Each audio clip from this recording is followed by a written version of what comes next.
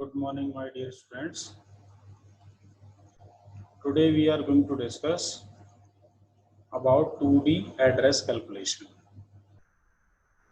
In our previous lecture, we have discussed about the one-dimensional array, two-dimensional arrays, and how we are going to use these arrays to solve the problems with the help of examples. जैसे matrix का multiplication है, matrix का addition है, subtraction है, वहां पे हमने 2D को यूज किया था.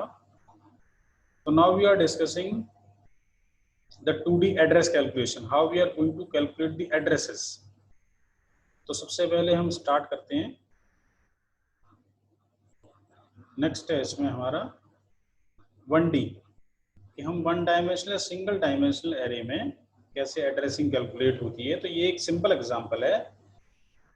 जैसे कि ये जो एलिमेंट है 15 है, 7 है, 11 है, 44 है, 93 है, 20 है और ये इनकी करस्पॉन्डिंग मेमोरी लोकेशंस हैं. और यहाँ पे जैसे मैं ये कह रहा हूँ कि ये जो टाइप की वैल्यूज हम लोग स्टोर कर रहे हैं वो 4 बाइट्स कंज्यूम कर रही है. तो यहाँ पे पहले एलिमेंट का एड्रेस 1100, 1104, 1108, 1112, 1116, 1120. तो इस तरीके से इनकी कॉन्टिग्यूअस मेमोरी एलोकेट हो रही है इन सभी एलिमेंट्स को मेमोरी में स्टोर करने के लिए. तो this is the example of linear data structure, contiguous memory allocation. ये इनकी सबस्क्रिप्ट है. ये 0 एलिमेंट है, ये 1th एलिमेंट है, 2nd है, 3rd है, 4th है, 5th है. तो these are the subscript and these are the corresponding values those are stored on these subscripts. तो हम इसको समझते हैं जैसे कि मुझे 0th एलिमेंट का एड्रेस पता करना है कि वो मेमोरी में कहाँ पे जाके स्टोर है. तो उसके लिए मैं कैसे कैलकुलेट करूंगा. तो सबसे पहले हम कुछ बेसिक चीजों को समझ लेते हैं. Actual address of the first element of the array is known as the base address. जहां से मेरा एरे इनिशियलाइज होगा, फर्स्ट एलिमेंट मेरा मेमोरी में जाके स्टोर होगा, उस एड्रेस को मैं कहता हूँ बेस एड्रेस. जैसे कि इस केस में जो मेरा इनिशियलाइजेशन स्टार्ट हो रहा है वो 0 पोजीशन से हो रहा है, बाय डिफॉल्ट 0 से होता है. और उसका जो मेमोरी एड्रेस है जो 1100, तो 1100 ये हो गया मेरे लिए base address. Memory space acquired by every element in the array is called width. जो मैं ये कहता हूँ कि word size जिसे भी हम बोलते हैं, that means हम कौन सी टाइप के वेरिएबल को हम एरे के थ्रू मेमोरी में स्टोर करा रहे हैं, उससे एक वेरिएबल को स्टोर कराने के लिए मुझे कितने स्पेस की रिक्वायरमेंट है. जैसे कि मैं फॉर एग्जांपल 4 कह रहा हूँ, तो यहाँ पे मेरा एक एलिमेंट 4 बाइट कंज्यूम करेगा इन मेमोरी. लेकिन इसके बेसिस पे मैं ये कैलकुलेट कर लूंगा कि सेकंड वाला कौन से लोकेशन पे होगा, थर्ड वाला कौन सी लोकेशन पे होगा, फोर्थ वाला कौन सी लोकेशन पे होगा. तो ये कैलकुलेशन करने के लिए ही हम कुछ एक इक्वेशन यूज करते हैं जिससे हम कहते हैं एड्रेस कैलकुलेशन. तो हम सबसे पहले सिंगल डायमेंशनल एरे में समझते हैं कि ये कैलकुलेशन कैसे हो रही है. तो जैसे मैंने एक ये फॉर्मूला यूज किया है ए ऑफ आई क्या है, B is the base address, W क्या है स्टोरेज साइज जिसे मैं कहता हूँ word size, that is multiplied by ith जिसका कि मुझे एड्रेस कैलकुलेट करना है, minus LB is the lower bound. अब इनको हम समझ भी लेते हैं.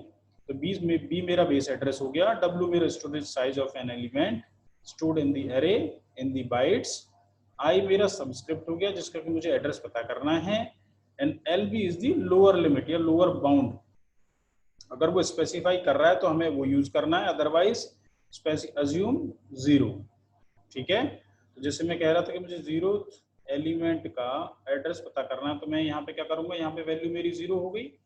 ए ऑफ 0 की मैं एड्रेस पता करना चाहता हूँ, तो बेस एड्रेस क्या हो गया 1100 प्लस क्या हो गया W 4 है यहाँ पे, दैट इज मल्टीप्लाइड बाय ए का मतलब 0 माइनस लोअर बाउंड कितना हो गया, यहाँ पे 0 है. तो 0 माइनस 0 0, और 0 का मल्टीप्लाई में अगर मैं किसी में करता हूँ वो भी 0, तो ये टोटल टर्म क्या होगी मेरी 0. तो जो a ऑफ 0 का एड्रेस क्या हो गया, जो मेरा बेस एड्रेस है 1100. तो इस तरीके से मैं इसमें कैलकुलेशन परफॉर्म करता हूँ in the case of single dimensional array. अब इसको एक एग्जांपल से भी हम समझ लेते हैं. वो जो हमने प्रीवियस पढ़ा था वो दूसरे टाइप का एग्जांपल है. देखो इस टाइप से भी आ जाते हैं जिसमें कि बाय डिफॉल्ट जो जीरो में कंसिडर कर रहा था वो नहीं है, यहाँ पे इन्होंने लोअर बाउंड और अपर बाउंड दिए हुए हैं। ठीक है, तो दो ही टाइप के न्यूमेरिकल्स जनरली पूछे जाते हैं, तो हम दोनों टाइप की प्रैक्टिस कर रहे हैं, सिंगल डायमेंशनल के लिए भी और डबल डायमेंशनल के लिए भी। जैसे यहाँ पे ये गिवन है, अब मुझे ये जो आई कैलकुलेट करना है वो 1700 है, तो आई मेरा 1700 हो गया। बी जो बेस एड्रेस गिवन है वो 1020 हो गया। इस केस में लोअर बाउंड मेरा क्या हो गया, यहाँ से मेरा एरे स्टार्ट हो रहा है, जो डिफॉल्ट हम 0 से स्टार्ट करते हैं अगर स्पेसिफाई नहीं है, अगर स्पेसिफाइड है तो हमें यही वाला यूज करना है। तो लोअर बाउंड 1300 हो गया। W गिवन है वर्ड साइज 2 बाइट, और ये ठीक है, तो मैंने उसी फॉर्मूले में वैल्यू प्लेसेस करी 1020 प्लस W की वैल्यू 2, ये मेरा 1700, जिसकी आई वैल्यू मुझे एड्रेस कैलकुलेट करना है, माइनस लोअर बाउंड। तो इस तरीके से मैं कैलकुलेट कर रहा हूँ, तो 1820 इसका एड्रेस हो गया। ठीक है, अब हम मूव करते हैं डबल डायमेंशनल पे। डबल डायमेंशनल के केस में क्या है कि हमारे पास रोज होती हैं और कॉलम होते हैं। जैसे कि मैं ये कह रहा हूँ कि मेरे पास ये वैल्यूज हैं, तो मैं इनको दो तरीके से स्टोर कर सकता हूँ मेमोरी में। मैं पहले क्या करूंगा, पहले मैं रो फिल करूंगा, first row, then second row, then third row. तो अगर मैं इस तरीके से फिल कर रहा हूँ तो इस प्रोसेस को हम बोलते हैं रो मेजर। दूसरा तरीका क्या है, मैं पहले कॉलम फिल करूंगा, first column, then second column, then third column, then fourth column, तो इसको मैं कहूंगा कॉलम मेजर। ठीक है, तो ये दो तरीके से मेमोरी में वैल्यूज को अलोकेट करने के लिए हम दो प्रोसेसेस को यूज करते हैं, दो मेथड को यूज करते हैं in the case of 2 dimensional arrays. अब हम इनको समझते हैं कि कैसे इनमें हम कैलकुलेशन करते हैं। ठीक है, तो ये समझ में आ गया, एक बार और समझ लेते हैं। ये रो मेजर है। रो मेजर का मतलब क्या है कि मैं पहले जो एलिमेंट फिल करूंगा वो मैं पहली रो पे, जिससे कि मैं बाय डिफॉल्ट 0 बोलता हूँ, तो पहले ये रो फिल होगी, देन दूसरी रो फिल होगी, देन तीसरी रो फिल होगी। कॉलम के केस में पहले ये कॉलम फिल होगा, देन ये कॉलम फिल होगा, देन ये कॉलम फिल होगा, देन ये कॉलम फिल होगा। तो इनको हम प्रोसेस को बोलते हैं row major and column major. अब हम इनको, जैसे कि ये लिखा हुआ है 0 R0 R1 R3, जो हमारी नेक्स्ट रो है, इसी तरीके से यहाँ पे कॉलम 0 कॉलम 1 एंड कॉलम 2। तो इस तरीके से मैं इसमें एलिमेंट स्टोर करता हूँ, मेमोरी में स्टोर होती है। अब इनकी हम कैलकुलेशन समझ लेते हैं। अगर मैं रो मेजर कॉन्सेप्ट यूज कर रहा हूँ तो मैं उसमें रो वाइज मूव करूंगा। पहले मैं फर्स्ट रो को कंप्लीट करूंगा, देन सेकेंड, देन थर्ड, इस तरीके से मैं मूव करूंगा रो वाइज। तो उस केस में क्या होता है कि उस केस में जो मुझे कैलकुलेशन करनी है, फॉर्मूला है बी, जो मैं उसमें भी यूज कर रहा था, प्लस W में वहां पे भी यूज कर रहा था। यहाँ पे क्या है, n multiplied by I minus LR plus J minus LC। अब हम इनको समझ लेते हैं। B मुझे पता है बेस एड्रेस है, I क्या है, row subscript of element whose address is to be found. वहां पे हम सिंगल डायमेंशनल में एक सबस्क्रिप्ट यूज करते थे, एड्रेस फाइंड करने के लिए मुझे उसी का एड्रेस फाइंड आउट करना रहता था। यहाँ पे मुझे दो सबस्क्रिप्ट गिवन होंगी, रो और आई, रो और कॉलम। तो आई मेरा रो का सबस्क्रिप्ट हो गया, जे मेरा कॉलम का सबस्क्रिप्ट हो गया, डब्ल्यू स्टोरेज साइज हो गया, जिसमें मैं वर्ड साइज कहता हूँ। एल आर क्या है, lower limit of row, start row index of the matrix. कहाँ से हम स्टार्ट कर रहे हैं, बाय डिफॉल्ट 0, अगर स्पेसिफाइड है तो जो स्पेसिफाइड है वो हमें यूज करना है। एलसी क्या है, lower limit of the column. ठीक है, अब जो हम n इसमें मल्टीप्लाई कर रहे हैं वो n क्या है, number of the column of the given matrix. क्योंकि जब मैं रो वाइज मूव करूंगा तो मुझे नंबर ऑफ कॉलम कैलकुलेट करने रहेंगे कि कितने कॉलम तक मुझे जाना है। ऐसे ही जब मैं उस टर्म को मल्टीप्लाई करूंगा किसके साथ, जो मेरा रो वाली टर्म है इसके साथ।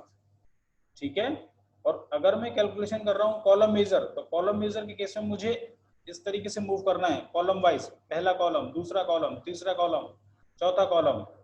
तो मैं इस केस में यूज करूंगा नंबर ऑफ रोज, और जिससे कि मुझे मल्टीप्लाई करना पड़ेगा उसके करस्पॉन्डिंग कॉलम वाले पार्ट के साथ।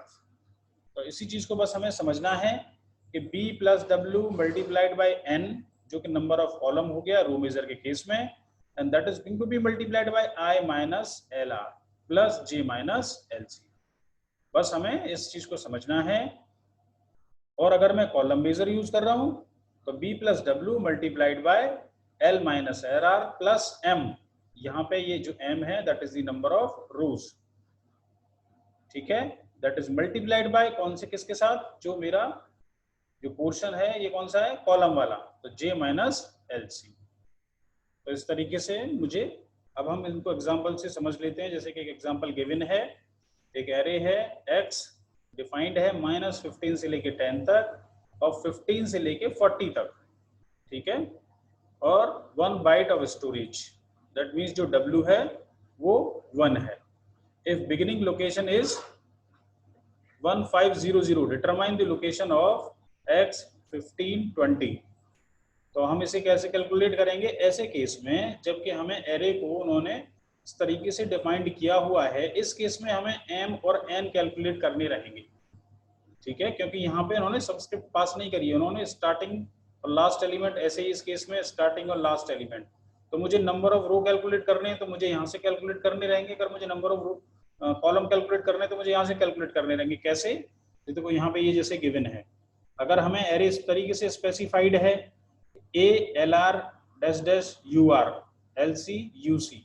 In this case, the number of rows and number of column are calculated using the formula. M मैं कैसे कैलकुलेट करूंगा, UR minus LR plus 1.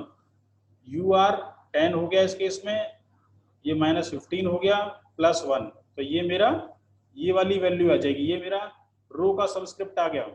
Then जो मैं n कैलकुलेट कर रहा हूँ वो कैसे कर रहा हूँ, UC minus LC।